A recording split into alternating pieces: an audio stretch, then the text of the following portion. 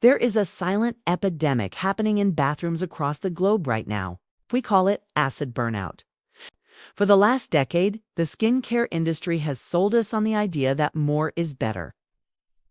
30% AHA peels, high percentage retinoids, and aggressive resurfacing. But as we enter 2026, the clinical data is telling a different story. We are seeing a massive spike in chronic microinflammation, and the culprit is staring back at us in the mirror.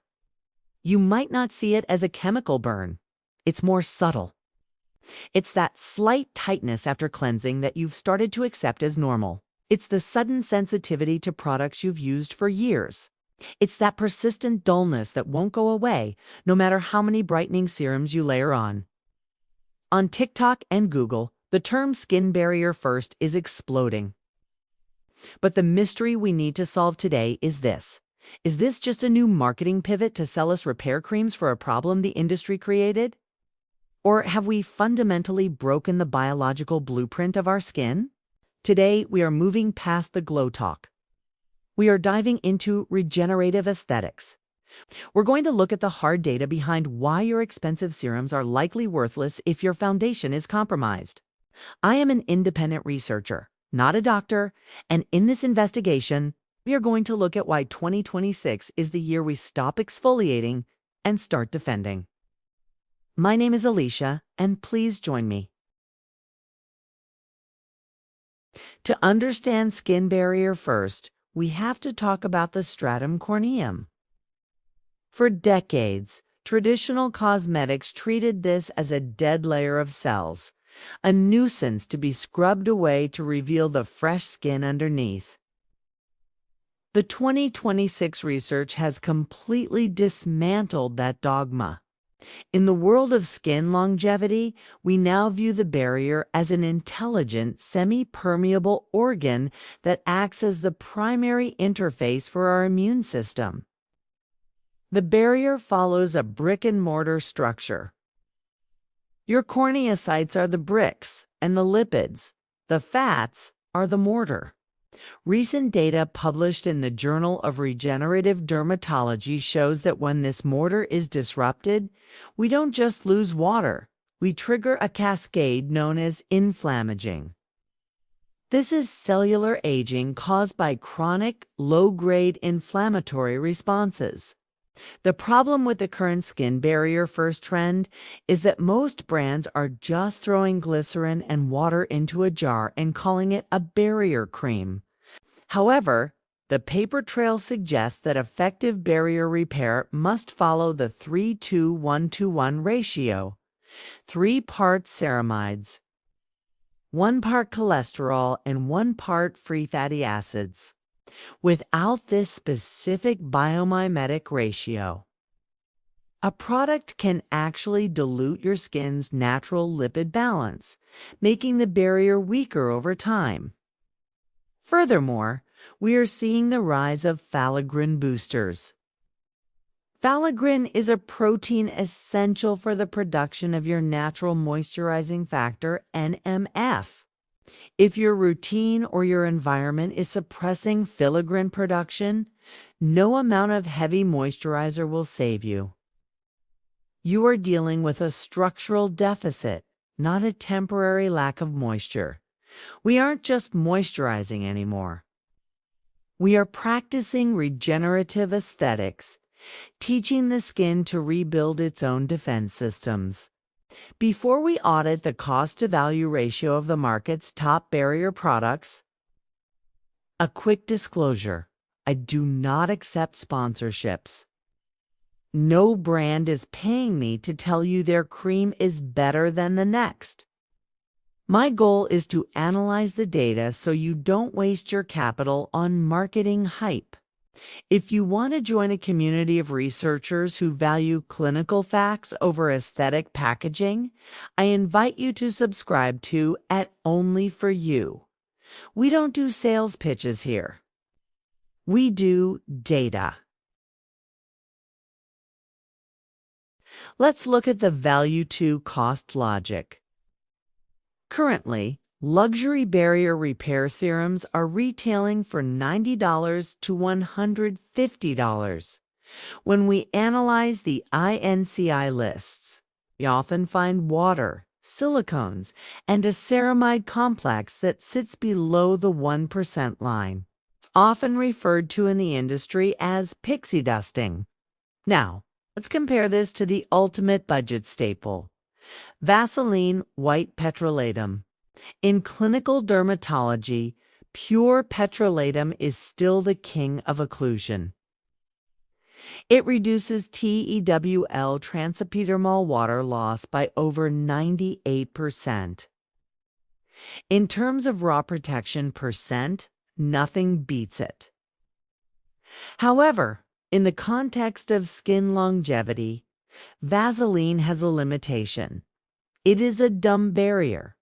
It creates a plastic crap effect. It protects, but it doesn't communicate with the skin cells to stimulate repair. The comparison: luxury barrier creams often contain fragrances and essential oils that trigger the very inflammation they claim to heal.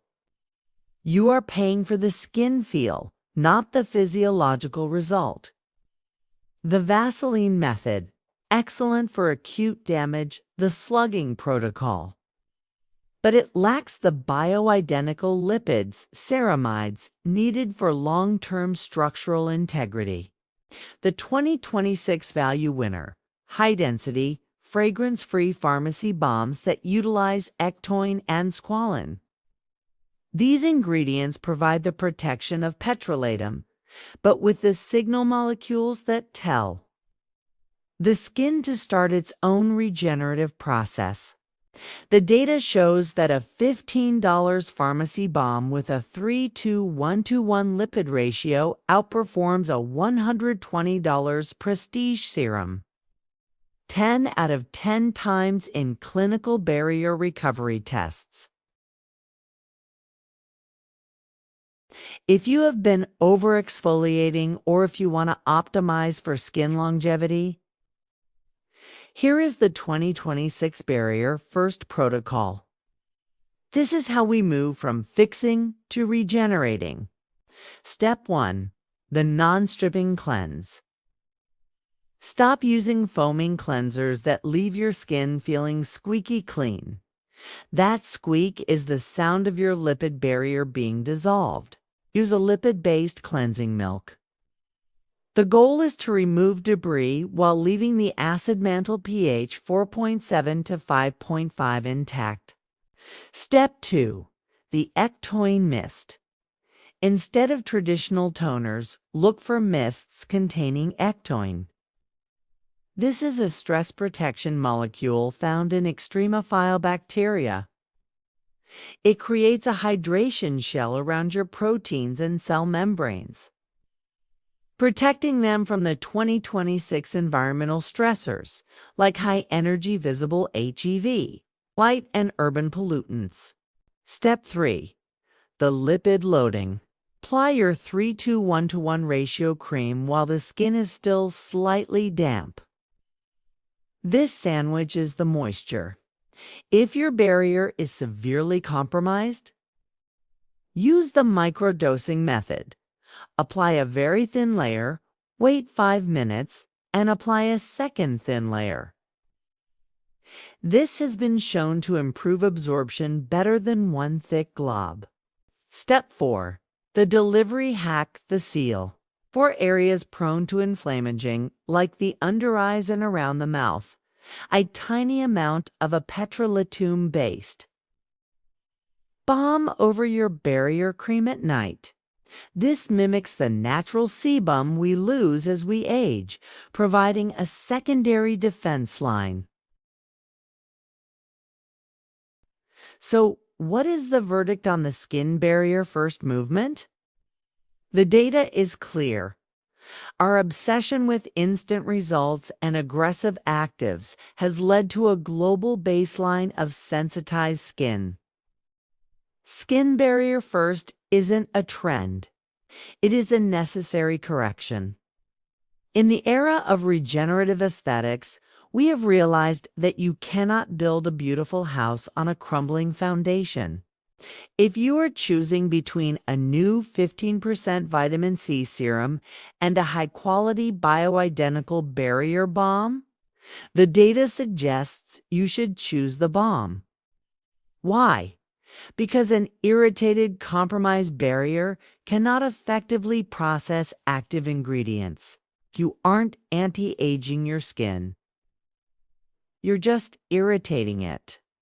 True skin longevity is about maintenance, not miracles. Stop the acid burnout. Respect your stratum corneum. And let your skin's natural regenerative systems do the work they were evolved to do.